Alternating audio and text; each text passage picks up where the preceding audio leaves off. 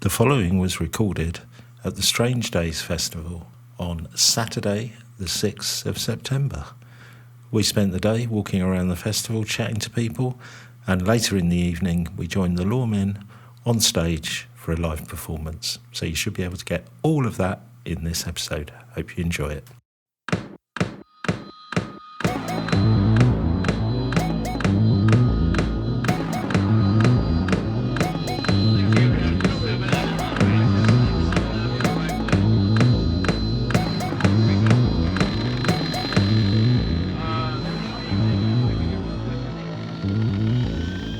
Are you the quantum mechanics? So at the Strange Days Festival at the Barge Inn, it's Saturday. It's a lovely sunny day, really warm. We are going to be on stage. Quite a few hours to go, haven't we, Ben, before we're on and doing something? We have. I'm enjoying the talent catering. Yes, we're just tucking into a little bit of a buffet now, which is very nice. In a lovely green room. It is a lovely green room. It is. It's the first time I've seen a chaise longue. Do you think this is what it's like at Oasis backstage? Oh, I think this is the minimum the Gallagher brothers would go for. But I think it has an element of style and class to it. It has indeed. And we're here with some friends. The Psychic Sidekicks are setting up their tent. They've got a whole tent. I asked them what they were doing, and they didn't seem that sure. But they've got a tent, they've got a table, and various bits and pieces. Did you see how much stuff they brought over? They talked about doing psychic games, was what they said to me. Okay. I don't know what that means. There's a crystal ball as well in there somewhere. Yeah, there is a crystal ball. We've got Tim with us, friend Tim's of the show. Here. Tim. And James from the Loremen is here. But he's on stage. He's on stage. He's introducing all the acts that are giving talks and performing today. It's a really good lineup. We've got the famous music act, Henge, I think, playing later. I think we're on just after them, I think. Or for copyright reasons, we can't bring you Henge. We can't bring you their music, at least. Brian Blessed is going to be here today giving a talk, undoubtedly about the Yeti, I'm pretty sure. I just mistook somebody else for Brian Blessed. Yeah, luckily we didn't stick a microphone in his face. Very lucky I didn't go, Brian. But what we're going to do, we thought we'd have a wander around the site, see if we can find some interesting people to talk to, and find out if they've got any paranormal tales that they want to share with us. It is sadly too early for cider. Way too early for cider. I've got some PG tips going on. Yeah, that's not a code name for some weird alcoholic drink. No. Or drugs. All right, cool. We'll catch up with you and try and have a chat to some of the interesting people that we meet around here. See you soon. If we come and visit your tent, what have we got in store today? Okay, so for people to come and use to practice their psychic skills and intuition, we have got a crystal ball for some scrying. Love a crystal ball. And we have a beautiful old antique mirror for some more scrying.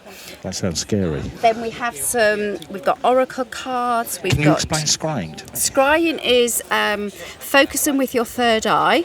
So if you imagine a third eye in the middle of your brow, and taking your attention away from the noise of outside, and focusing on your third eye and looking into the mirror or the crystal ball and seeing if any images come up. Okay, and that will.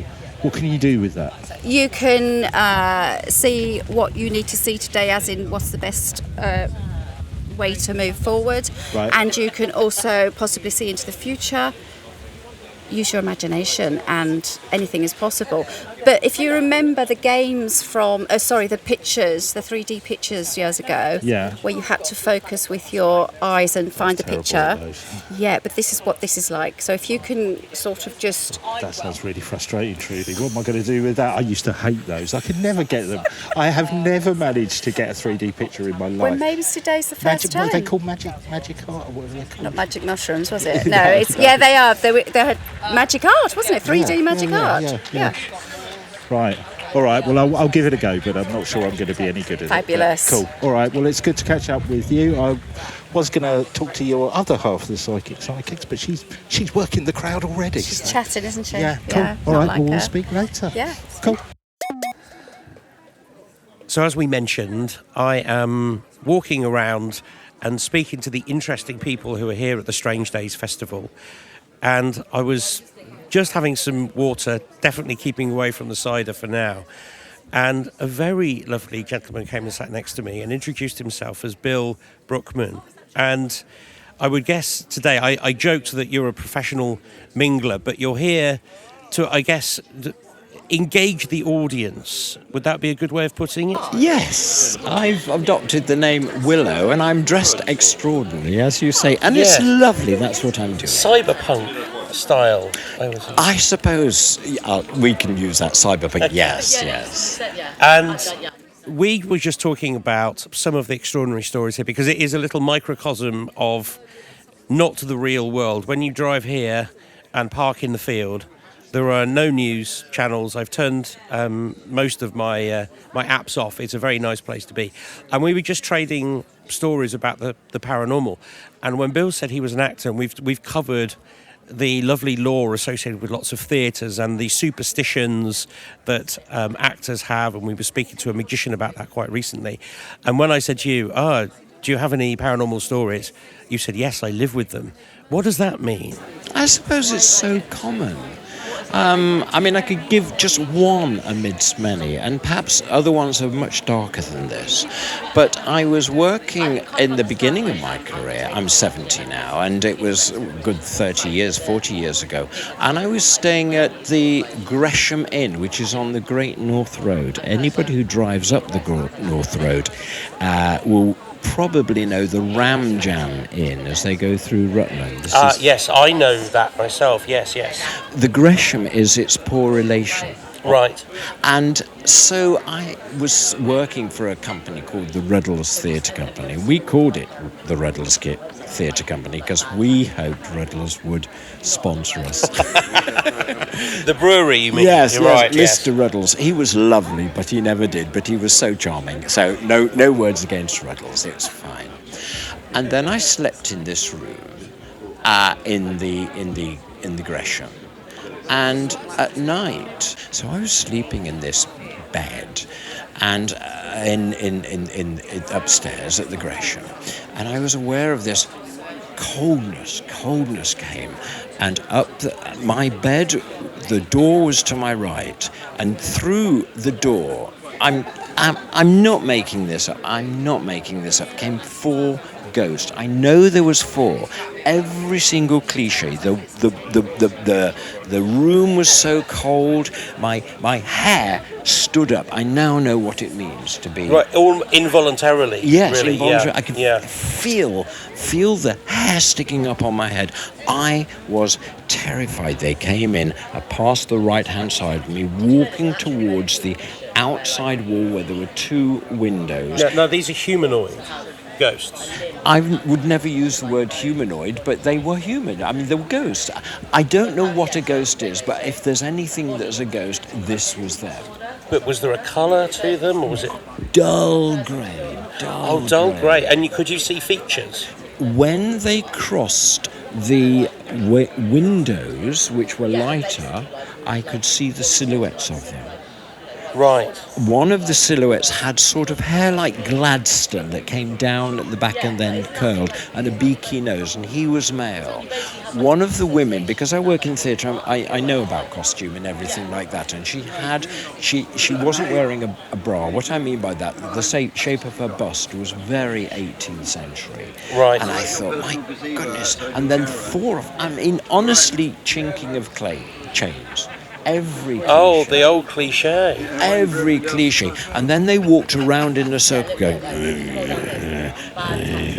And I could feel this. I was terrified. Now, I then learned the use of another word, petrified. My fear was so great, lying in the bed, frozen with my hair standing up, was to jump out of the window. I thought that was what I was going to do. And I tried to get out of the bed, and I wouldn't move. I couldn't move. The word. We use these words, and very few people, I'm lucky, get a chance to experience what the word meant. I could not move. And And did the atmosphere change when they'd gone? Oh, yes, because I knew it. I was so terrified. I thought I was going to go to the actress, who's a couple of doors down, and knock on her door, or go and have a cup of tea or something. And as it passed, it just passed, and I knew it had gone. And the room restored itself. And if I might say one other thing, and then do ask me questions afterwards. I then went to see a friend of mine, and she said she was psychic. And she said, I dreamt about you that night. What time was it? And I said, because I looked at my clock and I watched and I saw it was 2:45. But I thought it's pedantic to say that. I don't know, crazy. So I said it was 3 o'clock. And she said, no, it wasn't. It was 2:45. This was somebody who was not there, who said they felt that presence and corrected me, and I knew that it was 2:45. I was just saying, like you say, 3 o'clock or something. Right. So that gave you, I guess, more confidence in the fact that what she was doing was an actual real insight rather than... Absolute insight, because she would have gone ahead with it. She just said, no, it was 2:45. I secretly knew it was 2:45. And so did that experience, did it change the way you looked at the world? I think it did, in the sense that it was so real. In other words, it would, if I can say this articulately, I might not be able to say it, that what I saw was certainty. My God, whatever was going on there, I don't know what it was. It was certainly what everybody by the cliches would call a ghost, but whatever it was. And it would require more imagination, in a sense, to try and conjecture a rational explanation about it. Unless the rationality is, well, look, there are ghosts and there are experience. That's a rational explanation. Yeah. Because there isn't really a rational explanation which would go beyond sleep paralysis, dreams, all of the normal things that imply a sort of personal psychosis rather than an external influence. And all of them would be such a stretch. Yeah. Yes. What is that? There's that thing about if it looks like a duck, smells like a duck, swims like a duck, it's probably a duck. Mm-hmm. If it looks like a ghost, behaves like a ghost, has the effect on you of being a ghost, it's probably a ghost. Anyway, I think that as an actor, one almost conjures those things. I don't know why, but many things like that have happened to me all through my life. Have you ever experienced it on the stage? Yes. My wife has always been surrounded by a black fly. A black fly will appear at certain moments in her life. And she said, and we did a very powerful play about World War I. And she has this big monologue, which is the moment. Now, we did this in November. It was November the 5th, I remember, about 2 years ago in Colville in Leicestershire, in a theatre there. And at the time of this speech, a black fly started buzzing around her. I thought, this is going to spoil the concentration of the audience. I mean, it's so loud. I can hear it so loud. And she said, it was there. Didn't you see the black fly? And I said, yes, I did. And then it went away. It was winter. There were no flies. It was so loud. And so is this an indication of, I don't know, is this a spirit, do you think? Or is it a manifestation of a stage fright? You know what I mean? A sort of like something brought to life through one's personal... a manifestation, if you will. What do you think it is? Look, the truth is I don't know. I have no idea.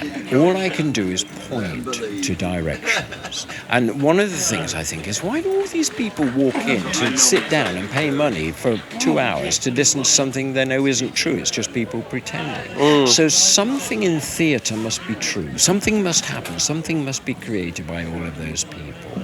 So there's more to it than just a play. Why do we call it play? Children play. So why do I choose to as direct, say, no, stop, don't do it like that, do it like this. No, walking at that pace. That pace was, why is it so important in direction?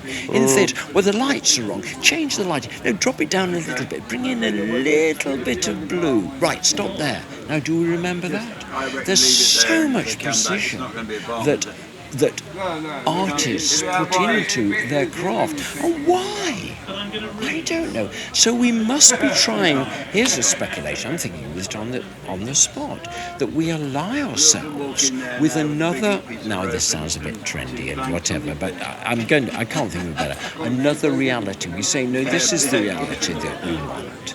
And at that, Now I don't even believe what I'm saying. It sounds like cliches, but it's that reality that we've created is on another plane. And it was so important to get to that. And at that plane, all sorts of ghoulies and ghosties and things that bump in the life inhabit. I don't know whether I've just said stupid. No, that does make sense, because we were speculating, like, almost every theatre comes with a ghost story, doesn't it? Oh, yes. And I've only just recently become familiar with the ghost light that is often left on in many theatres. I didn't know that. Ah, yes. So there's a number of theatres which keep a light on all night long for the ghosts. Yeah. And those stories aren't just, a dead actor who was so powerful in a play that he's come back or she's come back to recreate that. Yes. There is more to it than that. It comes down to what I was saying there, a manifestation. There's a thing. There is, for example, I was speaking to someone the other day. They're not actually an actor, they are a magician. But they were saying that at this particular stage, so I understand as an actor it's very bad luck to whistle on stage. Oh, you mustn't. Well, he was saying if his act was going badly, if he wasn't getting the audience reaction, he would hear a very distinct whistle on stage, and he thought it was somebody in the wings. He thought it was like maybe a stage manager or something, sort of signaling him to buckle up his ideas, and he would turn and look and there was nobody there, and then he realised that there was a pattern to it. If everything was going well, no whistle. If it wasn't going well, there would be a whistle. And you can come up with the stories of it's the original theatre owner who really wants you to do well, but it feels like there's more to it than this. No, I think you're absolutely right. Well, thank you very much. It's a pleasure. What amazing stories. And what are you going to do for the rest of the day? You're mingling now until I'm everybody here goes for home. 3 days. I'm going to go back to my character who's called Willow and goes around answering questions. But what I'm going to be doing gradually is revealing that I am actually a performer and a musician. I'm going to get out a little harmonium. I'm going to be playing little tunes, and gradually they'll go, oh, he's a performer after all. And reveal. What a wonderful thing to do. Well, thank you so much for taking the time. Thank you. I'm here with Matt from Strange Days Festival. How would you describe yourself? As the father of the festival? The instigator, the ringleader. ringleader. What gave you the idea to set this thing up? Well, I've been thinking about it for quite a few years actually, and this place is a regular haunt of mine. I've been coming here since I used to investigate with newspapers, paranormal phenomena, and crop circles in particular. So I'm aware that it attracts the right kind of interesting person with a fascination for anything along those lines, not just crop circles.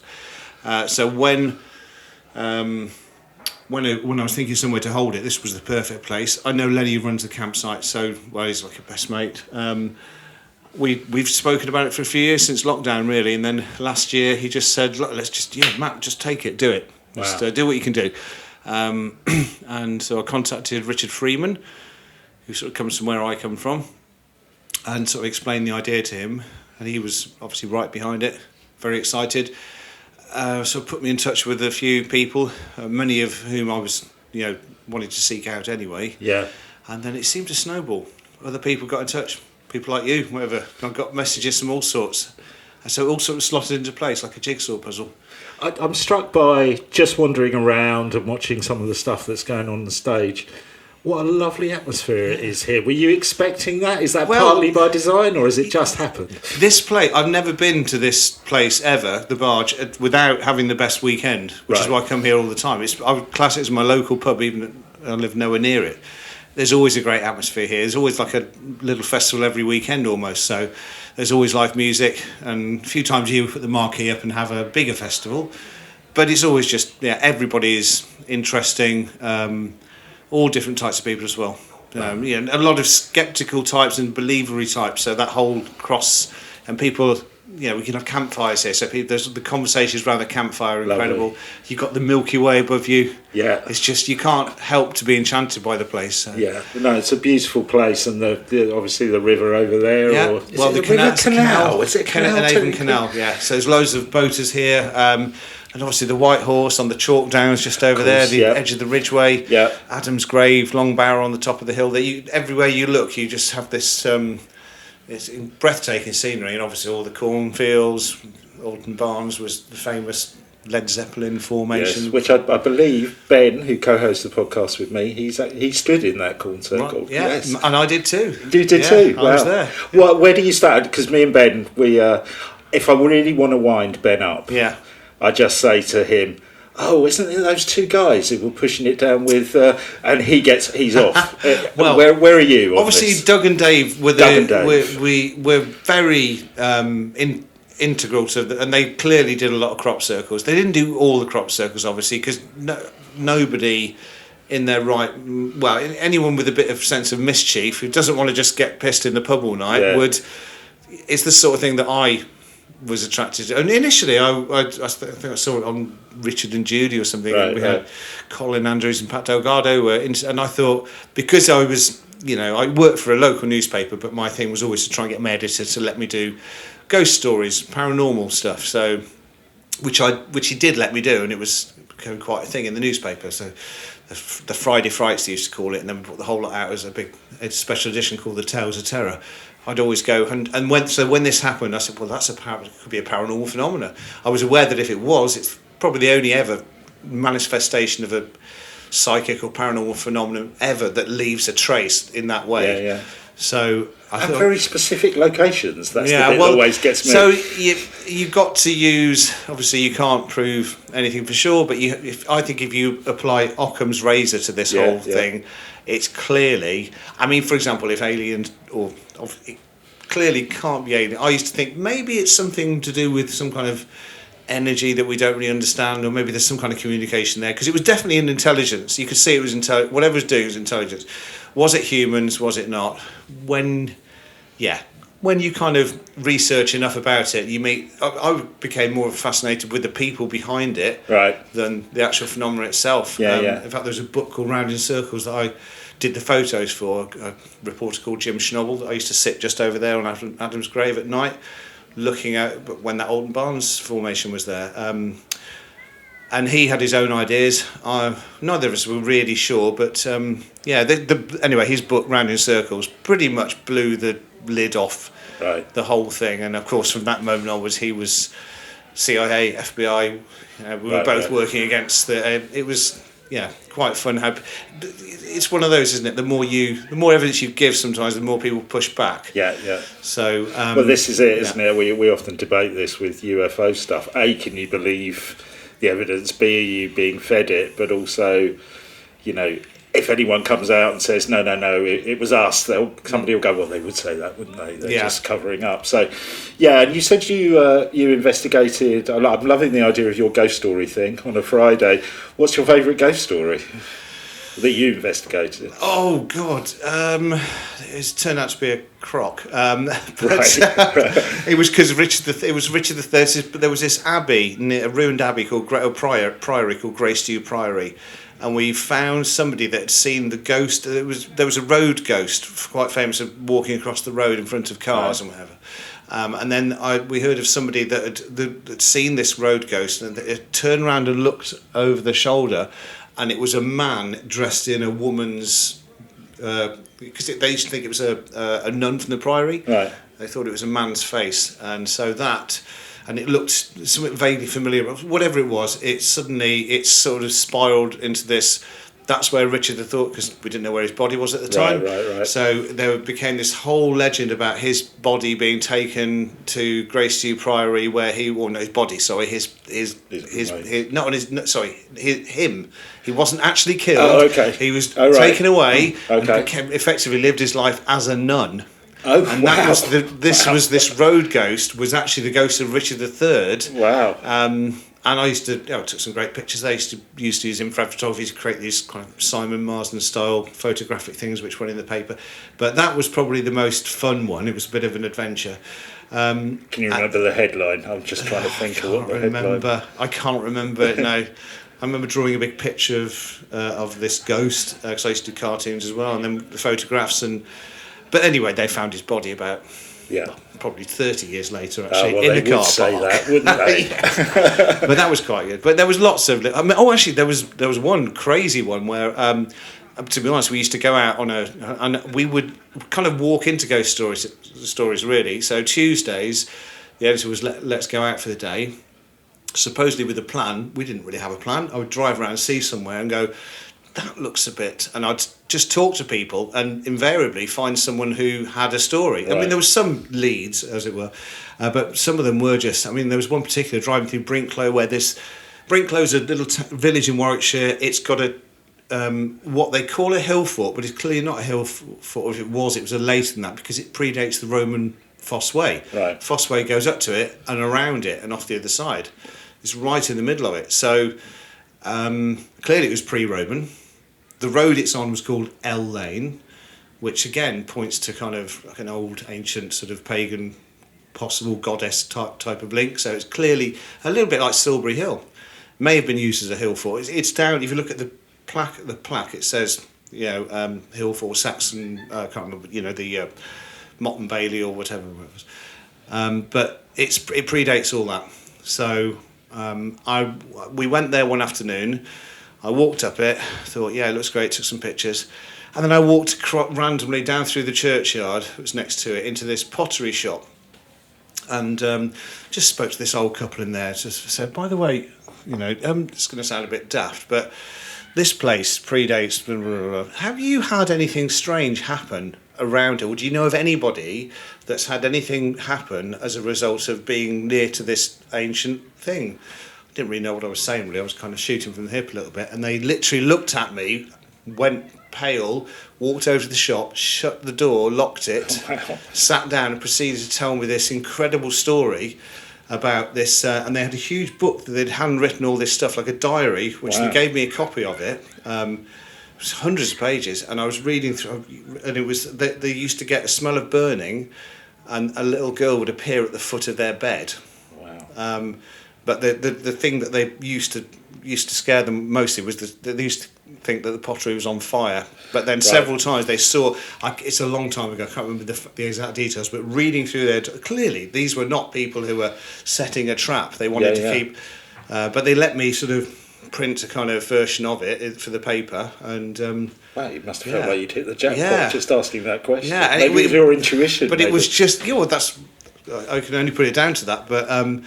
it was just that was the creepiest thing, and sitting there for the afternoon with this old couple who just had this story to tell. It was almost like they were, thank God you've come. We've been waiting for somebody that we can tell this story. Well, it sounded like that when you described it. It's like we've locked the door. We've been waiting for him to come. Wow. So that was a good one.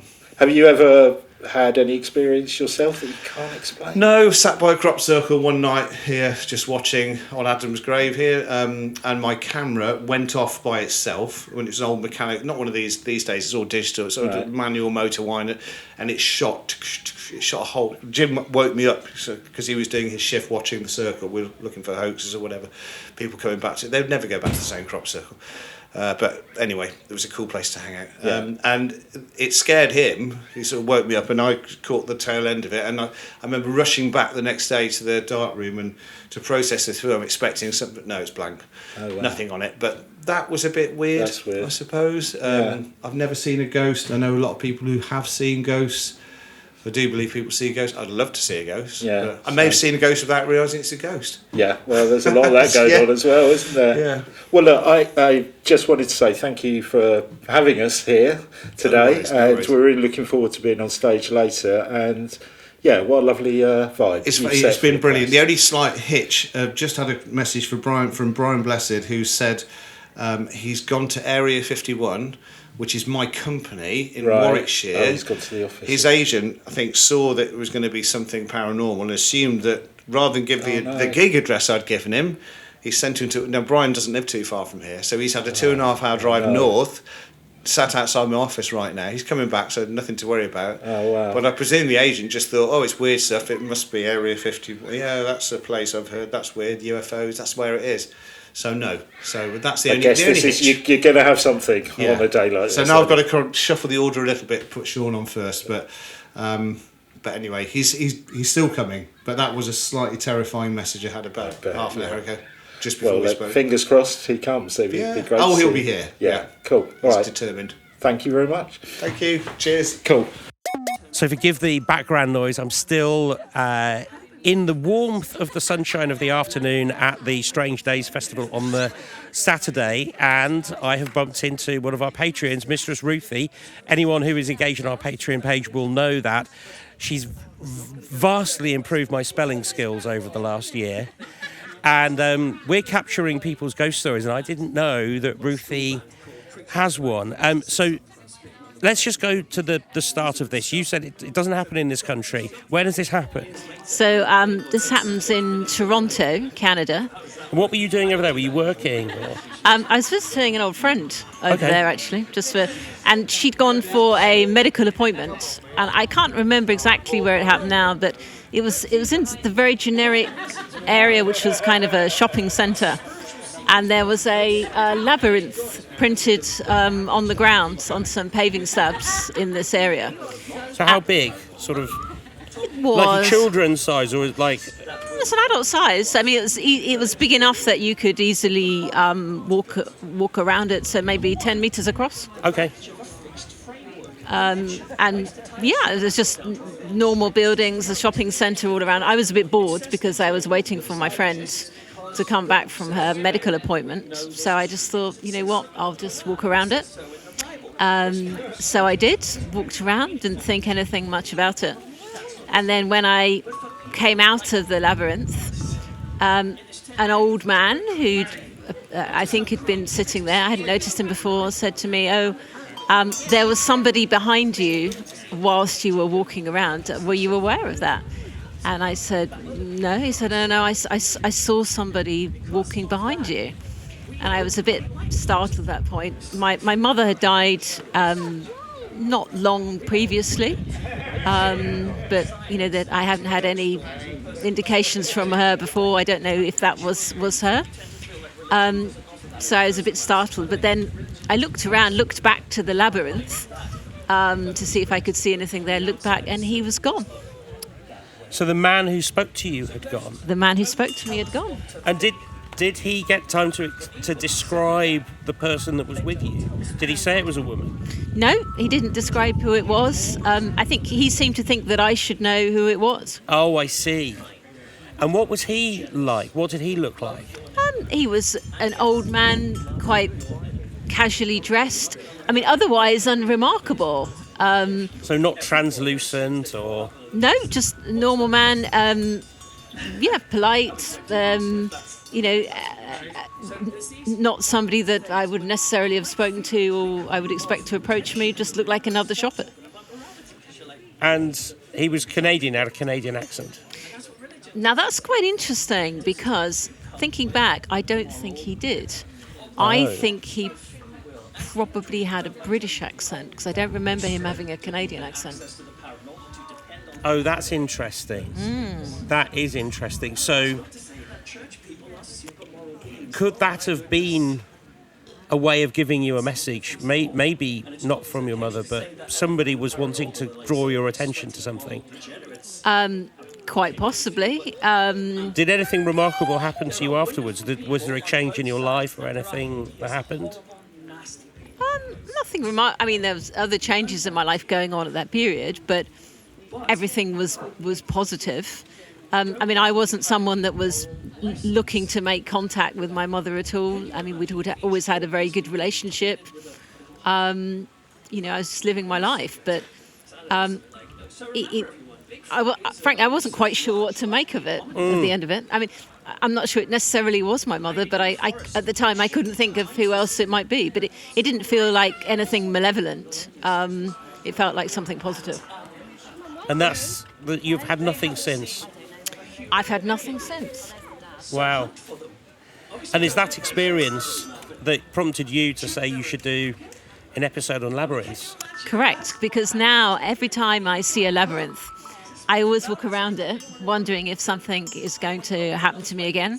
There's one at the entrance to Ely Cathedral, and I walked around there, and it's a spiritual experience. It's meant to be a spiritual journey walking around it, and it's a very, very meditative experience walking around a labyrinth. So I would certainly recommend people to have a go.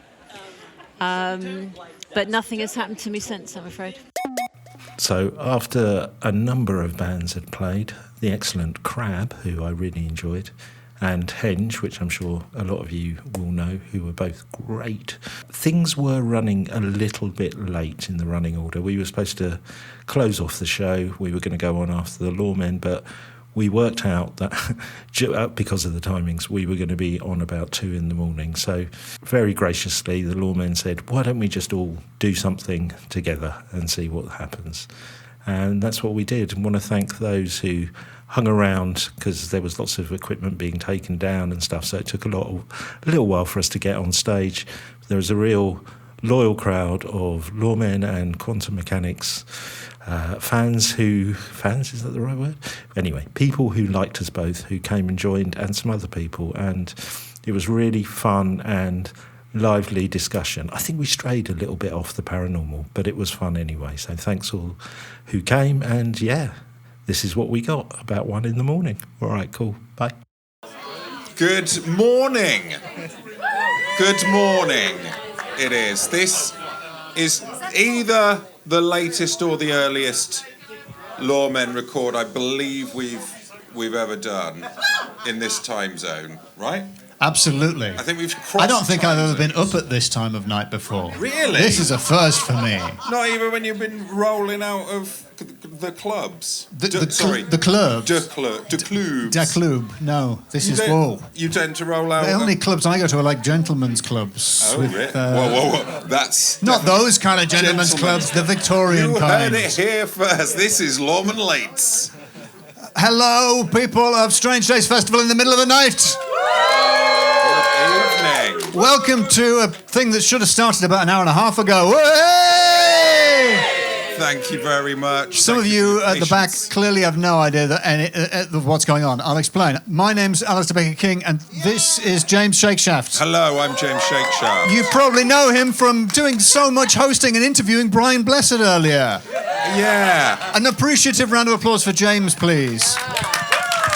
It really was a lot of work, that interview.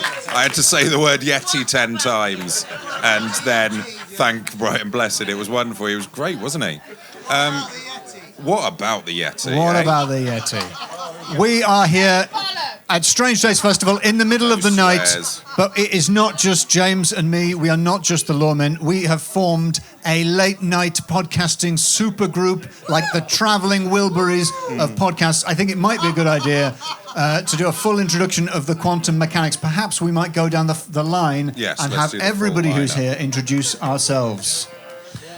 So I'm Ben. I am one of the presenters of the Quantum Mechanics. And I'm Peter, and I'm one of the presenters too. I'm Alistair from Loremen. I'm James from Loremen. I'm Nicola. I'm a psychic sidekick. I'm Trudy. I'm a psychic sidekick. I'm Tim, and I hang about and go do the live things with them. Technical support, yeah. It's Tim from IT, the podcast. Not really. And we have some late night nerds sitting on hay bales. Make some noise. Wonderful. Oh, you got me. Alice, someone just made me look at their hand doing the OK symbol, and I have lost whatever game that is. Oh, I just lost the game. And James just lost the game. I just lost it. Alistair, I've got breaking news. Breaking folkloric breaking law folk mystery news. Kaylee here in the front row confided in me something quite private.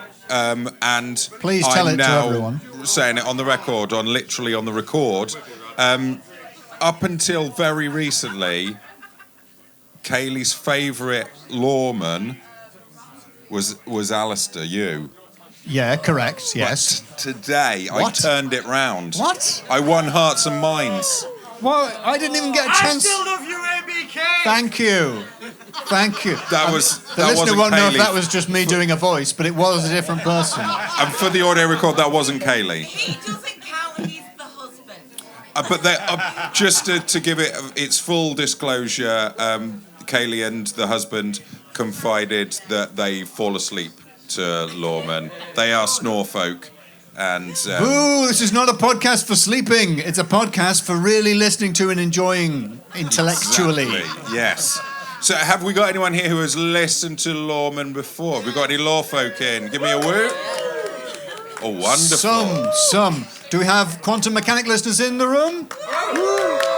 Excellent. Clearly more, actually, by volume, but... Yeah, they're just louder. Just louder, maybe. So lore folk will recognise the quantum mechanics from the, I wouldn't say ill-fated, but maybe the sexually charged. Perhaps one of the sexiest episodes of our podcast. Cannock Chase episode. Do you remember the Cannock Chase? Dogging! Yes, there was. That was. Well, the word we've that gone we tried straight not to the point say. there, haven't we, with Yes. dogging? Yeah. You don't have a crash card, do you? In Cannock Chase, and whilst looking for a wolf, we found doggers. It turns out the real sexy monster was man. Yes, was the friends we met several along the way. men in cars. Yes. So Although there was 7 of us in one car. we did we had a whole fleet of paranormal investigators. That was which the must have sexiest Seat Tarraco that has ever existed. But, Alistair, you were the only person that wasn't there, so I felt like, in front of this Innocent. crowd, we should explain to you what happened. Please tell me and how what it came happened. about. Good question from the audience. Welcome to the Top Gear spin-off. It's a Seat Tarraco. What kind of miles per gallon do you get in that baby? I was following us. It was a red Qashqai. Qashqai, is that how you say Red it? Qashqai? Qashqai, that's it. Ah, yes. But it starts way before then. Yes. Please, weave us the tale of the werewolf of Cannock Chase / dogging. So it all starts with our fascination of the werewolf of Cannock Chase. And so Peter and I, we interviewed, probably about 3-4 years ago, a guy who used to report at Birmingham Live, who had spent the night trying to catch this werewolf by putting meat on the bonnet of his car and camping out all night. And we thought that was a great lark. We spoke to him. He said he'd heard some noises in the bushes. We weren't entirely sure that was a realistic thing that he had actually seen. But when you look at the report, so the first report in modern times, 1912, people are walking around the location which is now the German cemetery, but it wasn't back then, and they see a large, hairy, dog-like creature go from 4 legs to 2 legs and walk off, and that is alluring in itself. But when you start looking into more modern reports, and we submitted a Freedom of Information request to the Staffordshire Police Force, and it turns out that they had 2 very credible, unresolved recent werewolf reports, we thought, well, the best thing to do would be to get everybody into the Seat Tarraco, magnetic grey, by the way, and drive the 1 hour 34 minutes to the German cemetery. Just to be clear, it's not that distance from everywhere. No, it That's isn't. how long it took from where you were. Yeah. Well, so I've got a very personal frame of reference on this. It's probably not helping people picture where it is. That's how far it is from your house. But the idea was we would arrive there just as darkness fell, and in my mind, the perfect sort of evening would be, it would be a clear night, there might be a little bit of a moon, which would draw the wolf out. And we Rather would, like this night, in fact. yes, it's a 99%. We've got a fine moon tonight. Yeah.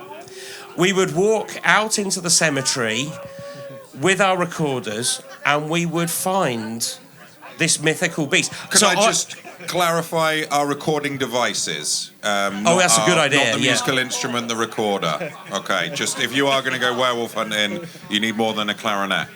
Okay. Sorry, Ben. Or one of those really massive recorders that only the posh girls used to have at school. A four-hander? A four-hander. Whoa. They're huge. But we thought what we would do... You went jogging and you got a four-hander. I was worried about the meat on the bonnet. Yeah, I could... Yeah. So everyone you see sitting in front of you climbed into the car. Except me. Except Alistair. When we arrived there, so it's quite a convoluted route of road and left and right, and you Again, depending on where you live. Yes. Ben's sat-nav is weird. But it's road, then left, then right. You have arrived at your dogging destination. What we hadn't expected was a row of neatly arranged, quite clean cars. I naively said, this car park's a bit busy, isn't it? Where we pulled Yes, what would all these people be doing just before dusk on a Friday night? Greetings, fellow werewolf hunters. Well, have you seen any sign of him? / German cemetery aficionados. Guten Abend, meinen Herren. Have you seen Wo ist der Werwolf? So being a dog... What's the German word for werewolf? We're going with werewolf. Werewolf. It's a difficult language, isn't it? It's very difficult. But being a dog owner, I was equipped with the poo bags, so I was expecting to... Hey, please, psychic sidekicks is what they're called. I was expecting to collect some scat that I could perhaps, send to a laboratory. I don't remember this bit. That you kept very quiet about expecting to collect. Is that scat. when he disappeared off for about 20 minutes? I'm very keen on collecting some paranormal scat. It's just...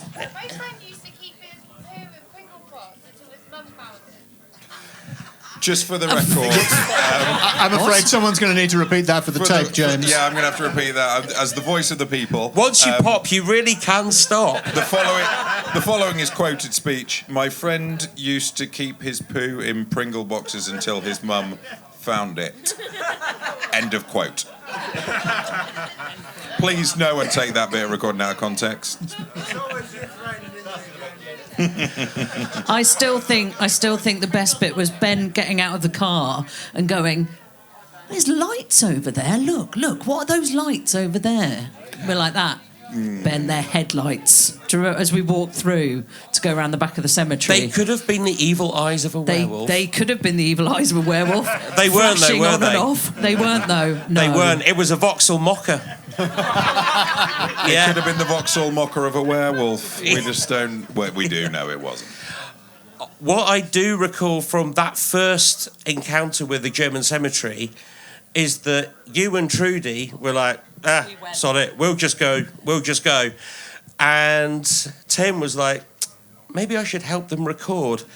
And I was like, okay, yeah, you go.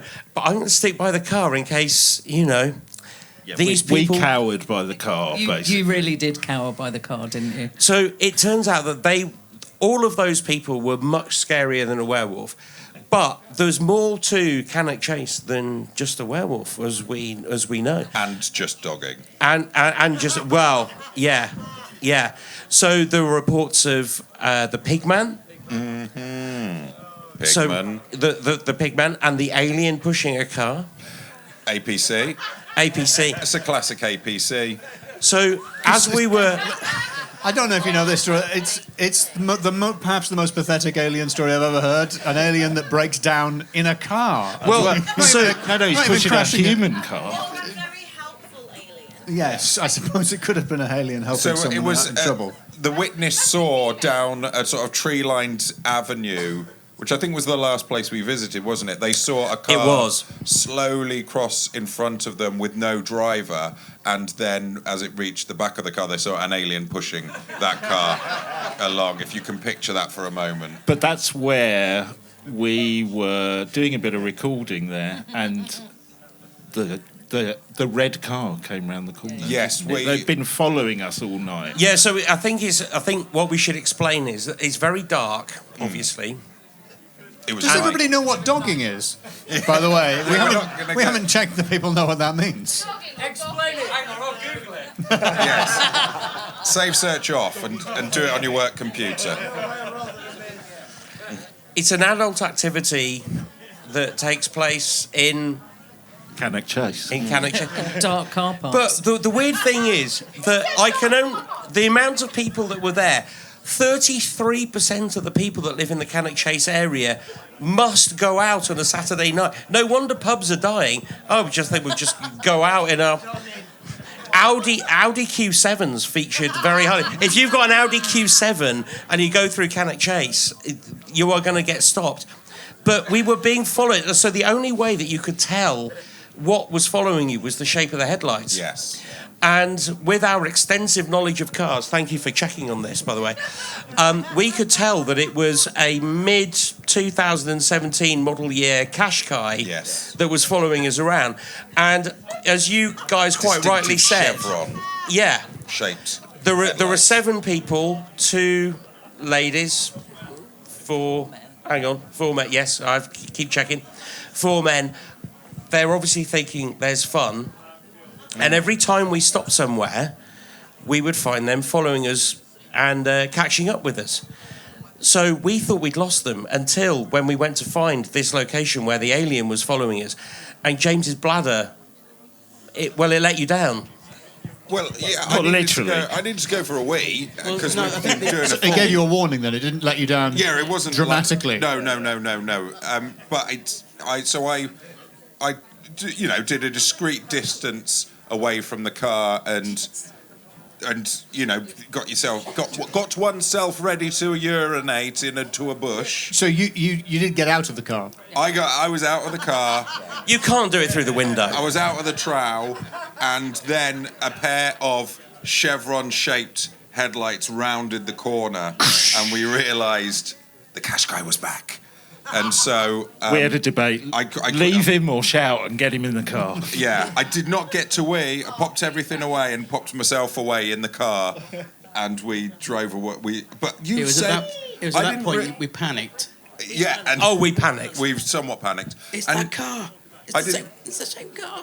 It was the Qashqai. But I didn't realise that you just told me today, Pete, that... when the doors shut on your car, the headlights flash. They do, Which I think you can turn it off. I don't know how to do it. But I don't know if anyone speaks dogging. There's been a quite revealing laugh of recognition from some people, but not everyone in the room. Who know? I don't know what that means. I guess it doesn't mean leave us alone. It's. Oh, I thought it meant let me out at a junction, not have sex with me. No, it's the sort of the car equivalent of come to bed eyes, if you know what I mean. Okay. Yeah, it's come to lay by headlights in the dogging world. But so you are sending out mixed messages. We very much were. We hightailed it out of there, and I had my wee in a McDonald's. For the record, again, this is quoted text. Please don't take it out of context. It's like a duck in a bucket, isn't it? End of quote. I'm sorry, I don't know what that means. If you're camping and you have a duck outside your tent in a bucket, it means you're up for it. Oh. Really? It's a swinger thing. A duck? A duck? A living animal? A real duck. I've got a goose outside mine, and that is not what it means. Wait, so you bring a duck? A duck in a bucket? Not a living duck, like a rubber duck. No, a rubber duck. A rubber duck. Yeah, you do need to specify that's a rubber, just to tether duck. And not the World War II amphibious vehicle, an actual okay. It's like the upside down pineapple of duck. It's like pampas grass in rubber duck form. Yes. No, yes, yeah. Who has pampas grass while camping? Yes. Duck in a bucket if you're camping. What was that?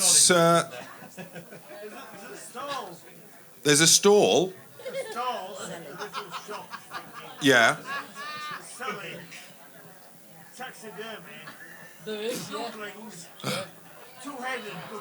Okay, well, I don't want that. Okay, for the record... What does that mean? There's... It's like a big bang going on. There's a stall selling, I'm going to say it, double-headed ducks. Wow. No, I think everyone's going to have to make up their own A big thank you to our sponsor. reasoning. Yes, thank you to our sponsor, double-headed duck. Big double-headed duck. I fear, James, we've lost control of the podcast to some think we extent. have, yes. It's not normally a podcast where we discuss the most abstruse ways you can come up with to signal that you're up for sex. Yes. That's not normally what we talk about. This is Loremen very late. It's never been this late. Yeah, we were ignoring the goose outside the tent of the audience member. So, shall we get to the normal bit of the podcast? Let's do some normal, non-sexy podcast. So basically, we didn't see anything big and hairy, did we, that night? Yeah, in short, we believed in werewolves more than we believed in doggers before we went on our adventure, but afterwards we believed in doggers more than we believed in werewolves. And as we discussed, the werewolves we found were the friends we made along the way. That's such a beautiful feeling. And to be fair, we realised as well that in a panic situation, we would have left you behind. Yeah. But also, can I say, we didn't go on a full moon, did we? A full moon?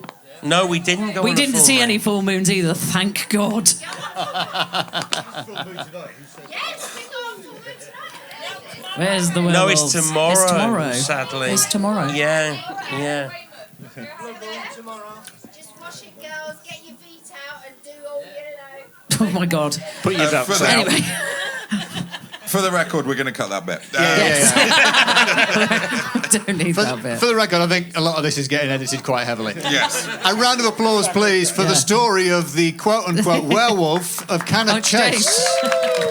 And we're going to leave you now. And if you don't know us, we do paranormal stuff as well. And we do Thought normal it was stuff. worth saying. It's not all as sexy. It's not all as sexy as it sounds. I know. I say it a lot. Let's have a round of applause for the We're going. sidekicks and Tim. Bye. Yay! Thank you, chaps. Have a lovely rest of your evening. We're off for a lie down. Not together. That sounded really weird. Put your duck out. How many ducks? We're all How going many now. heads has the duck got outside your tent? Right, we're going. Thank you very Never have much. 3 people been heckled with the word ducklings by so many people at once. So, have we got any locals here? Yes. How local are you? Like 10 minutes up the road. 10 minutes up the road? Yeah. In the town of All Canings? No, Chippenham. So it's like 15 minutes. Chip and Ham? Yeah. Greedy? Lucky? Oh, yeah. Yes. So, I've got some stories from the village of All Canings. All Canings, all the time. Yes. Is that? I guess that's where you get your drugs or something, because it's Purvey's All Caning. The text for today is "Ghosts of Wiltshire" by friend of the show Peter Underwood, the president of the Ghost Club Society. Mr. President of the Ghost Club Society Club? Absolutely. Absolute ledge. He quotes a lot from the work of Kathleen Wiltshire. Kathleen, and what I like about Kathleen Wiltshire is she seems to be a foremost recorder of folklore in Wiltshire, but she sounds like she has made up a name while talking to the police. Kathleen Wiltshire? She wrote many books about the ghosts of the county that we are in, Wiltshire. Wiltshire? Wiltshire, yes. And one of them that is quoted quite a lot is The Hauntings of Wiltshire, the county. And it really sort of underlines the fact it's not her that's been haunted. It is specifically the county. But first up, we've got, from All Canings, we've got the old rectory, which is haunted, apparently, by the ghost of Elizabeth Byng. or binge? B-Y-N-G-E. What do you reckon, Bing or binge? Lizzie Binge. Lizzie Binge. I'd say binge. Lizzie Binge. No, Bing like Chandler. Chandler from Friends, isn't it? Yes, Okay, I'm going to go with binge, though, because I think it's funner to say. It's like binge, scone or scone, isn't it? Yes. Could she be any more haunted? She's very much a ghost. If it was pronounced Bing, but it's clearly Binge. She was the wife of the Reverend Robert You know what? Binge. Actually, I think it's spelt with a Y. I actually think it is Bing, isn't it? Bing? Or Binga. Binga. Okay, Lizzie Binga, Nice. wife of Reverend Bobby Binga. Oh, that is fun to say. Bobby Bing. That's a good one. It could be Bing. I'm going to go with Binga. I want no further options. It's not an auction where you say different words. No. Young. So, thank you. She is. No. The rectory was. The rectory was built in 1645 by Bobby Bing, the husband, and Lizzie Bing is a grey lady who is described as a ghost with the sweetest of faces. Now, another vicar, the Reverend C.W. St. Clair Tisdale, and his wife, his daughter, Miss Margaret Tisdale, saw the ghost together with a friend who was there at the time. So Lizzie Bing was seen by these vicars. She was also seen by a Mrs. Mould, who was the wife of Reverend W.D.E. Mould, which sounds like a substance you might spray in something. Yeah, it sounds like mold. You'd keep it under the sink, certainly. Yeah. With WDE mould, yeah. So these were rectors of all Canings who saw this ghost. And a visiting doctor even saw the ghost. It doesn't really say what the Grey Lady did, just that it had a very sweet face, and Grey area. it is a little bit of a grey area, thank you. But Philip Green, the son of the late rector, was awakened one night to see what he described as a grey figure standing at the foot of the bed. So, if you go to the rectory, expect grey ghost, but with sweet face. There's also, if we're going to stick in the realm of the colour wheel, we've got a little man in a red hat that haunts the entire village. What could be creepy about this little man with a red hat? What could be creepy about a little man in a red hat, James? I'm probably make hauntings great again.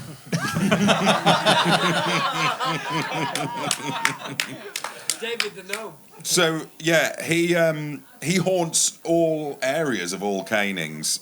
He usually is said to emerge from Willem's Drove, goes up Wickham's Lane, past the farmhouse, and the little man appears in the panelled room at Cliff Farmhouse. What makes him a ghost more than a man with a hat? A little man. I don't know. He just sounds like a busy little man. I think it may have something to do with previous sort of myths and legends, doesn't it? Yes. So the man with the red hat might be the peaked red one. Apparently one of the gods in Dr. Anne Ross's Pagan Celtic Britain. This is Kathleen Wiltshire writing. He's described as being accompanied by a trout and a stag.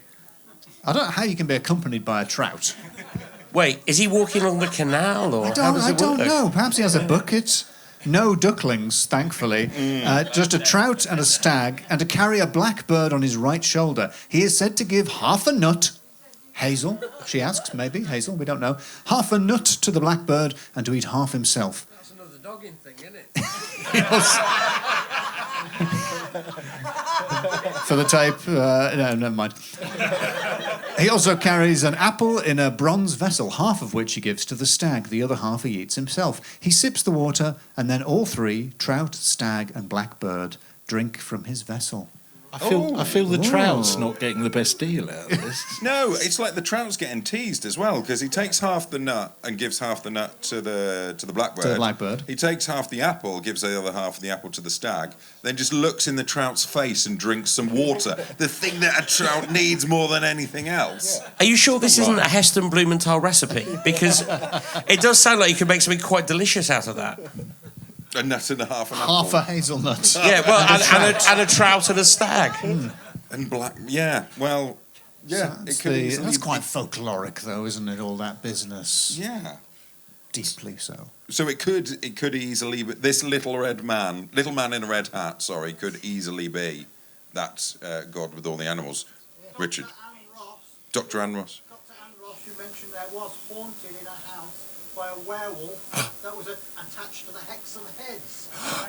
Dr. Anne Ross, just for the record, Dr. Anne Ross was haunted by a werewolf attached to the Hexham Heads. Yes. Was that the were-builder? No. Wasn't there a were-builder involved, or was a builder also haunted by a werewolf? No, the Hexham Heads. Two heads dug up. I remember the Hexham Heads, but I think that there were a couple of different werewolves or yes, I sightings think there was a sort of pig beast as well as a werewolf, I think. Ah. We're back to Carrot Chase. If I recall, we're back to Carrot Chase. We are back to It's Carrot getting Chase. too sexy. Let's get back. Yes. Let's get back to your book, James. Okay, so another haunting at White Rose Cottage in All Canings. Ruth and William King. Ruth and Billy King were an elderly couple, and they lived in White Rose Cottage. And rumour had it that they were minted. They had a tidy fortune that they kept hidden somewhere in their house.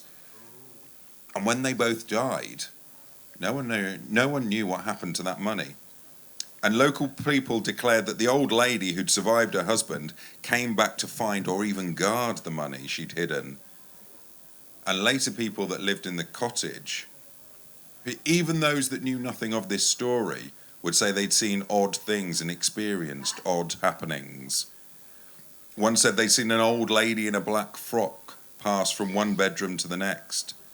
Another said that when they were sleeping downstairs, they were disturbed by someone entering the room and smoothing the eider down on their bed while she was lying in it.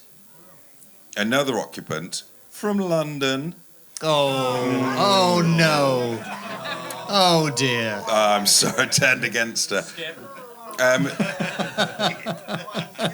She... There's a real anti-London vibe. So what did she do? She complained about how you couldn't get good coffee or something.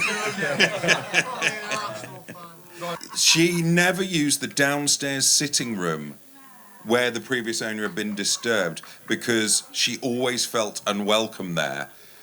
To be honest, it sounds like this London woman may have felt unwelcome most places around here, given the audience's reaction there to her. Another owner, a Miss J.E.H. Cave, said that she'd not seen a ghost there, and she'd not heard anything of a ghostly nature. Well, I'm glad she was interviewed for the book then. Is it the end? But oh, whoa, sorry. But a piece of plaster regularly fell from the ceiling, and she would plaster it back up, it would fall down again. Conclusive evidence. But one day it fell down. Listen, what happened? Listen to what happened. Listen to what happened to Miss Cave. Is the money in the ceiling? Sorry. Is the money up there? Right. On the last occasion... Let's just stop interrupting him. Is it in the ceiling? Let him say it. When the plaster had fallen... Because there was money in the ceiling. It made her jump. So the Yeti? No. She went to see why it had fallen. And this had fallen down multiple times, and she's just come up with the idea to have a look at why it might be falling. And she found in it... The ceiling, in the ceiling. In the ceiling, she found an old-fashioned box. Ooh. Which is very much like a modern box, I imagine. Are you saying box technology hasn't come along far? I think boxes have been resting on their laurels. To be honest, they perfected it. It was a 6-sided box. It was an old-fashioned box. And she opened it with great excitement to find... A duck floating in it. No ducks. A pair of heavily boned ladies' stays. What? Heavily boned ladies' stays? Yes. I understand those words separately, but I together? hope someone else would know what those were, or that I... Let's start with heavily boned. Oh, it's a corset. I assume that's because underwear uses bones to give it structure. Like a whale bone type of thing, yeah. A corset of some type. A pair of them, though. But is that like a pair of trousers? It's like it's a single. It could be, okay. A pair of. Let the record show the audience is all miming boobs with their hands. Yes. Every audience member has mimed boobs now this evening. Okay, and a purse, which when she opened it, A floating duck. it was empty. Ah. There was no treasure. There was just some trifles, but they think that some. They'll have gone off. What, sherry?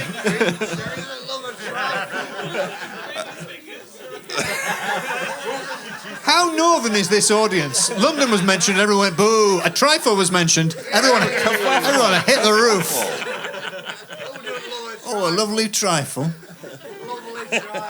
So what Miss Cave thinks is that someone removed the treasure, and that is why the ghost is there haunting, trying to find the treasure that has been taken away.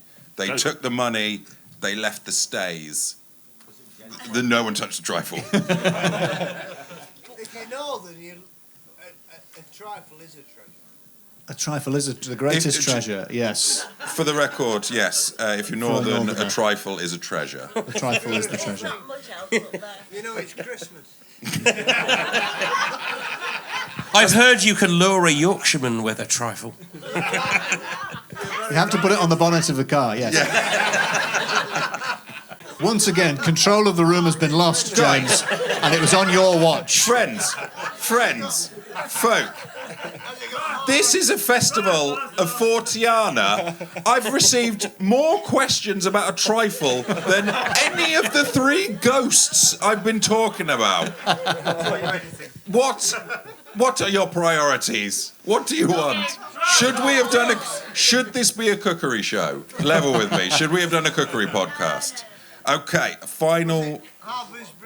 my final tale is about a haunted chair. Yeah, all right, here we go. Chair, haunted chair. Mr. and Mrs. Michael Luffman. Nice. Own a chair. And Kathleen Wiltshire. This story had better get a bit more interesting. Kathleen Wiltshire informed friend of the show Peter Underwood in 1975 that in his childhood the Luffman family, I'm sorry to say this, lived in London. And the chair stood in the hall of their house. And one day, when he was crossing the hall, Mr. Luffman saw an elderly clergyman sitting in the chair near the front door. He ran to his mother and told her of this, and she came to find out what the clergyman wanted. Was he a child? Mr. Luffman... At this point, Mr. Luffman was a child, so Right. yes, it was Master Luffman. Yes, young Master Luffman. Yes, and he ran to tell his mummy, and his mum was like, a vicar's here. I better go see what the vicar wants. Put the duck out. We're going to have to keep it in if you keep mentioning it. That's not going to stop him, is it? No. If anything, I've encouraged him. Are you all right, James? Is everything okay? Yeah. So How do you think it's going? I've started doing the edit in my head. And my computer crashed. So, James, there's a man in a frock. So, yeah, and the mum comes to see so what the far vicar in the wants. story, there's mainly a chair. There's a chair. Young Mr. Luffman sees a vicar in it, runs to tell his mum. His mum comes out to the hall to see what the vicar wants, because if a vicar's in your house, you got to find out what the vicar wants. There was no vicar there when she got there. The vicar had gone. The clergyman had gone. So she figures, Miss Luffman concludes that it was an impatient vicar who simply left. But several years later, they were looking over a bundle of old newspapers and photographs, one of which showed a clergyman in his robes, and young Mr. Luffman said, "That's the clergyman I saw sitting in the hall." Mother, that's the clergyman I saw in that chair. Yes. And the mother, who had a very similar voice, said, "This photograph was of Michael's grandfather, who died before Michael was born." and had been a vicar of a church in Kent. The chair. I'm going to have to go back to my own voice. His voice broke. The chair in the hall had come from the study in the vicarage. I'm going to have to tell it without So you you're going to have to say it laughing all the again way through. with that heckling laughter. The chair in the hall had come from the study in the vicarage, and that's where the vicar, the grandfather, used to sit when they were composing their sermons. So, it was the ghost of his grandfather appeared in the chair. Ooh. And how was that connected to this area? Didn't that happen in London? The chair came from here. But this family moved the chair here eventually and they brought came the here. chair with them. So the That's a chair was brilliant in all local legend. Canings and could be there to this day, but probably not because it was 50 years ago, and I imagine that chair is gone. I have a couple of stories from the same area, if we have time for them. A couple of very small things. Oh, yeah, I think so, yeah. Of course, all Canings is in the shadow of Tan Hill, I believe. And where does the name come from? Well, I'm reading Spirits of the Stones from Alan Richardson, and apparently Tan Hill appears on old maps as Devil's Church. Ooh. Which is cool, but the name might come from, and this is quite sweet, St. Anne's Hill. This becomes Tan Hill. I think it's a little unlikely. Even more Stan's unlikely, Hill for a little bit, Stanley's Hill. Yeah. Tan Hole, supposedly Celtic for fire of the sun. Like, no way is that where it comes from. But still, it's a cool idea that it maybe comes from ritual fire worship. But on Tan Hill, in 1940, two shepherds, George Tasker and Todd Beak, were shepherding. Beak and Tasker, shepherds? Yeah, exactly. A safer pair of hands as you could ask. Freelance shepherds. We've come from the north. And according again to Kathleen Wiltshire, it was a dark night, and suddenly they heard sounds as of men and horses coming towards them along the Wansdyke. This would have been most unusual even in daylight. Then the moon shone out from behind a cloud, and they could see a party of men carrying torches and walking behind a wagon drawn by black horses. On the wagon was strapped a coffin, on top of which lay a crown or a circle of gold. When the cortege drew level with them, it vanished. And George Tasker says, and I want to do a Yorkshire accent from the way it's written, but it's, I guess, a West Country accent. I'm going to attempt a Wiltshire accent. I've only been here 10 minutes. Me fustian cap rose right off me head. Is that all right? Did I get away with it? His fustian cap.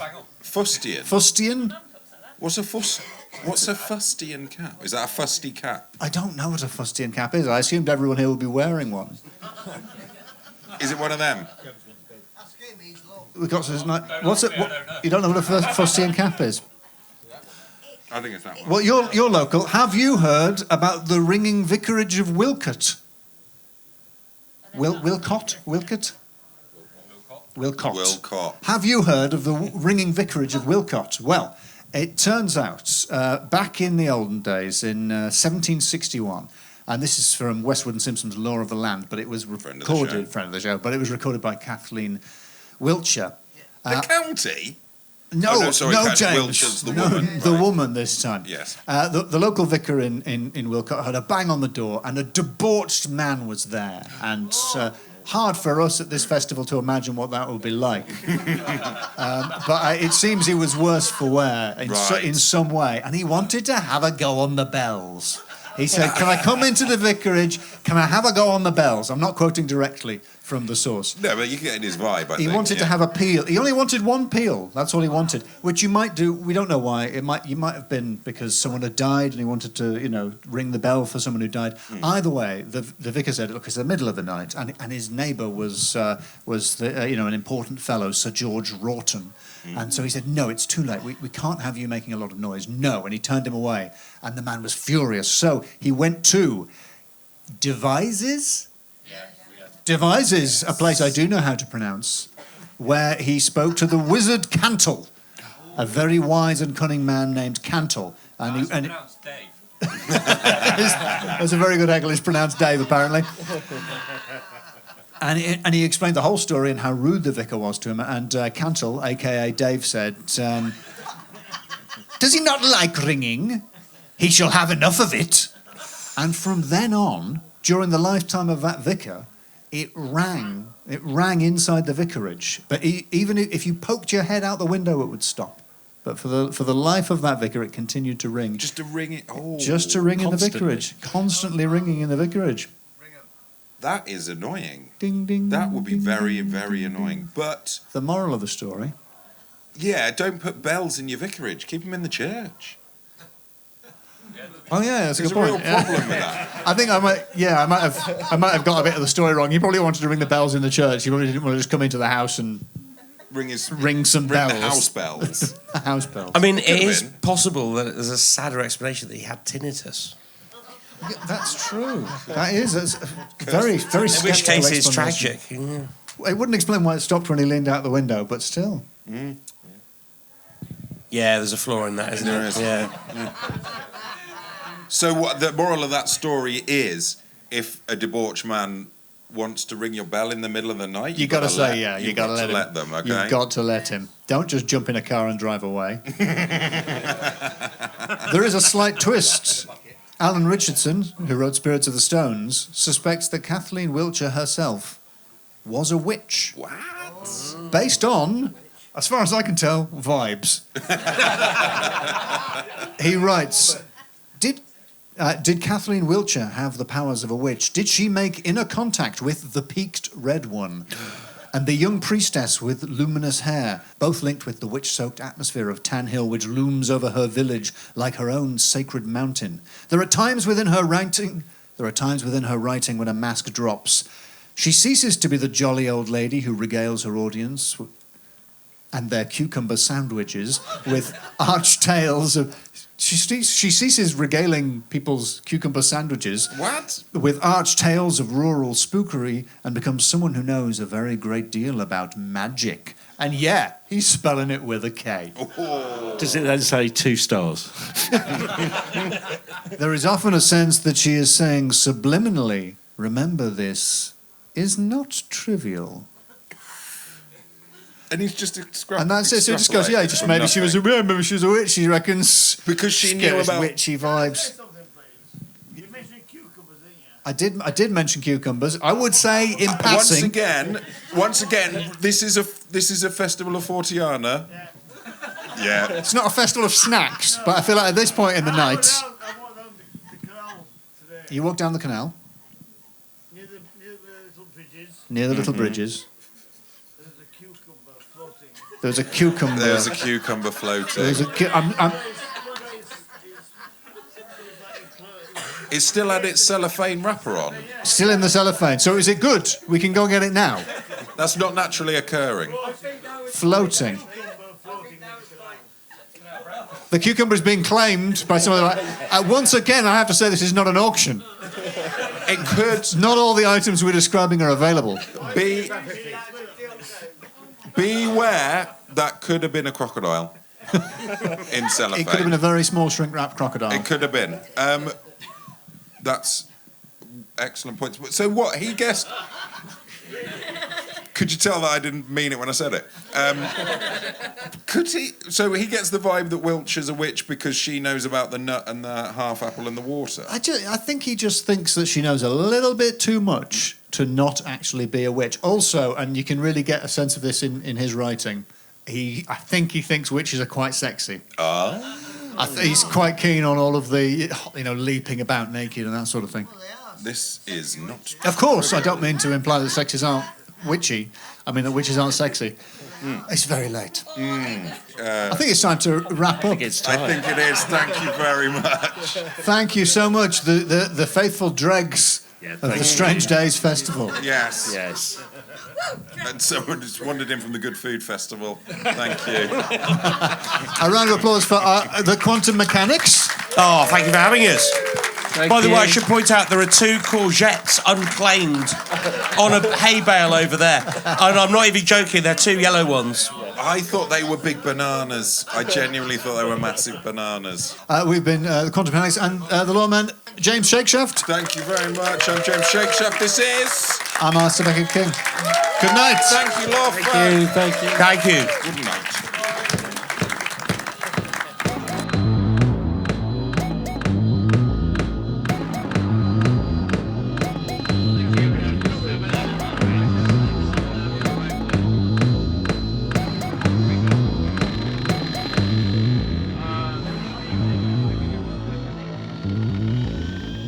Are you the quantum mechanics?